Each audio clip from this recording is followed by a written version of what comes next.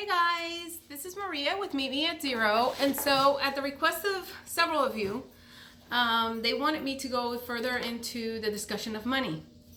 And so I hear, when I hear women make this statement, men should be able to provide. I shouldn't have to work. And the same women take it to the Bible context and they leave me lost somewhere. Because if we go to the Garden of Eden, where that's when God said you will work the sweat of your forehead and told women they would have labor pains. I mean, legit, who's having labor pains? I know like probably 5% of women that don't get epidural. I mean, come on now. On top of that, we have evolved. The Bible says, renew your mind. And God is the same from the beginning to the very end. We are the ones in the process of evolving, renewing our mind. That was a directive for us. And it's not only in the biblical aspect, it's also in the real life aspect. And I think a lot of women wanted me to touch more on this because I know too many women that are currently at a loss or not knowing where to start because for years they have learned incorrectly some things about money and life. And so never, like when I say I don't relate to women that make those statements, if you are a stay-at-home mom and your husband can make money and he pays your bills and you're happy, you know, that's awesome. That's not happening to everybody. Some women are living, you know, with a man that commands. He's in charge. You have to ask for stuff. You feel like you're not being heard. You're not a partner. For a lot of women, you know, again, it's something that was brought down the line. For me, as a child, I always knew that I wanted to work. I always had dreams. I always wanted to do stuff. It was never in my mind that I was going to stay home, to have babies, clean house. That was just never part of what I thought as a kid. Oddly enough, a lot of what I saw was women that didn't drive, women that didn't work. Women were ironing underwear, handkerchief, sheets, etc. That was just not for me. And so money is so key and important now because, again, I know a lot of women, you know, they thought they were going to be married till death do us part. Or you marry because of money and it's convenient because it works out for now. And when it's not for love, it's not going to last. It might take a few years. I've seen people divorce after 20 years.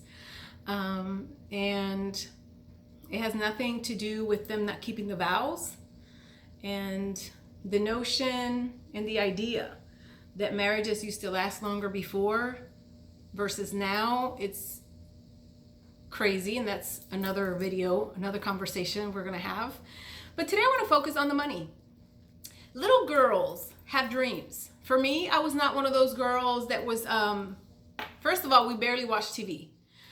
Second of all, I've never been to Disney. Third, I never wanted to be a princess from Disney. I saw myself more as a working class woman. I saw myself as a cop. I saw myself as a military, and I did both of those. I didn't stay, and it took me years later to find out that my passion, what really moves me and what I really enjoy, is different than when I was a child. So we evolve as people, okay? You have women now that are in bad situations and can't get out because of money. They can't afford to pay their bills. They can't afford to budget their own expenses. They bring nothing to the table except, I gave you these kids and now you owe me this money. Or I was in this marriage for this many years and now you need to give me this money. And so that dynamic is crazy. It's wild. And it's pretty common nowadays. So for me, it is important that somebody hear me today. If you have little girls, talk to them about careers. What do they want to do? There's nothing wrong with being a stay-at-home mom. That is not what I'm discussing today. What I'm discussing today is we're putting ourselves in bad situations that we can't get out of because we're counting on somebody else's bag. We are later in life having to figure out pensions, 401k. What if your husband dies? Are you living within your means? Are you an active participant to bring to the pot? Are you putting money in your pot, in your Social Security? You know, anything can happen at any time. At any time. I've had my sister tell me, I've had other people like tell me, you plan so far in advance. I have to. I don't count on nobody else's money. It's my money. So when you operate in that premise, and for me as a single parent, I budget everything. I am aware of what I can spend and not spend. But if you are in a situation where you don't know, first of all, you don't make any money. Second of all, you might make money and you spend more than you make. And you're just lucky you have somebody else that's pitching in to pay your bills at the time. Those are the things that you really have to consider when it comes to money. And our kids are also paying attention to our actions, how we manage, how they see money. And the same thing with little girls. I don't expect anyone to buy me anything I cannot afford for myself, if that makes any sense. And in talking to my niece today, I really want to sit down and have a dialogue with boys and girls separate from the age of 14 to 16, and I might even have them together. Want to have the same conversation with adults about things that I've already talked on here and other things that I want to get into via this video. So you need to have a plan, a personal plan for yourself. It's great if you find somebody. People ask me all the time, what if you find a millionaire? And okay, I'm still working. I'm still putting in my 401k. I am still working on my Social Security, even if it might not be there. I still want my pension because I want to do travel. I want to do stuff when I retire, you know? And so to me, when two people are putting in the bag, you get so much more done nowadays. Not sure which women are the ones that think, because like I said, I know a few that are fortunate and blessed that their husband make enough to do it all. But in the bigger scheme of things, we have women complaining, the same exact women that are making the comments that men don't give them attention, that men are never present, they are unattached, are the same women that potentially their spouse is working 60, 70 hours a week to buy stuff. And when he's off, he wants to do what he wants to do because he's been working 70 hours. So, you know, and with reason, you know. And so I was asked this week by a gentleman, by a guy, do I prefer a man that works 70 hours overtime, or do I prefer a man who doesn't work? And I said, why do there have to be two types? There could be a third. The ideal, I'm thinking, the majority of women, not all, because some of y'all, I don't know where you get your ideas. The phrase is, who raised y'all? I have no idea. But why can't you have a man, a partner, get a little overtime here and there? But I want to have a relationship with you. I want to see you. I will work to bring to the table so that you don't have to kill yourself to buy stuff. And we can do this together. And so in that aspect, I think a lot is lost when we are looking at men as a transaction and a dollar. And then we wonder we get treated a certain way. And I am not, it's a general statement. Like I said, if you are blessed that you have a husband, that he works, and you are so satisfied to stay at home, that's great. I know many women that have tried it. They are professional women. They went to school. They are brainiacs. and they are the workforce. They want to get out and make a buck too. They want to count. They want to buy houses. They want to travel. They want to do stuff. They want to be a part of changing the cosmetic view of what people think the roles are. And so today, I want to encourage every woman out there that if you have it in your heart, if God, for me, I think, since I was a child, God gave me my personality, God gave me my zest for life, my ability to provide care for myself. And that has been, I tell everybody, that saved my life more than once.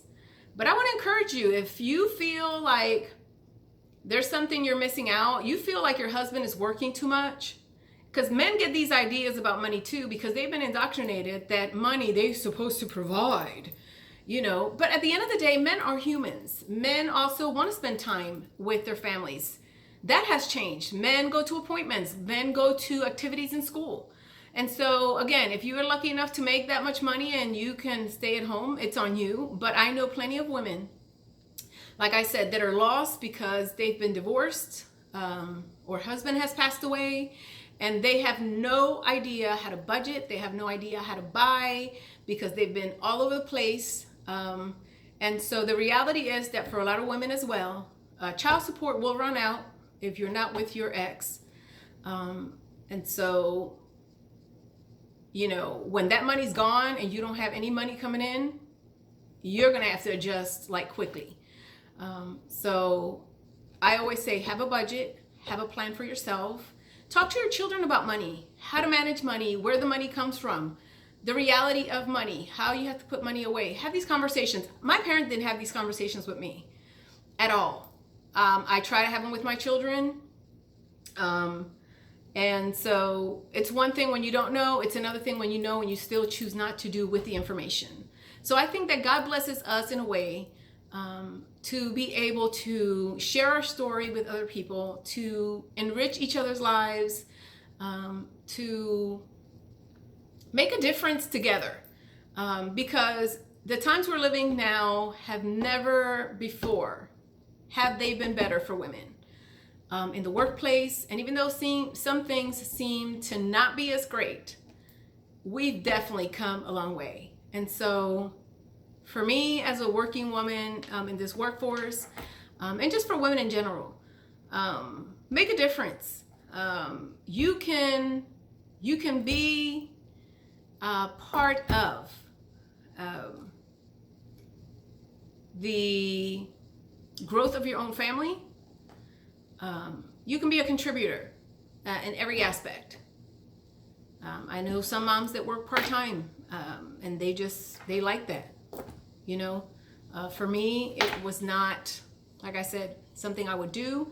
If it works for you, that's great. But the reality is that at times, because of money and because we have never learned to earn it, to put it away, when things go downhill and we don't have the man, we don't have the relationship, now you're forced to stay with somebody, or you're constantly looking at somebody else's bag as a form to survive, versus saying, I am capable of adjusting myself and making a difference. Nobody wants any dead weight of any kind in a relationship. And so meet me at 0 next time. I will add to this conversation. Like I said, I was talking to my niece and she says, Didi, we should talk about stuff that's going on now. A lot of times parents don't hear stuff. And it's amazing to me the stuff they already talk about. And so we're like in oblivion, I think, as parents. We don't realize how much we influence our kids, and we think that we can fake it till we make it with them, and you really can't. Children can see when there's love and not love. They can see what's respect and what's not. And early on, we are dropping those nuggets, that misinformation into them, just like we had it onto us, and it's a learning experience for everybody. But how awesome if we could just improve our relationships with each other and the level of respect as well. So meet me at 0 next time. You have a mighty week. It was a pleasure. I'll talk to you later. Bye-bye.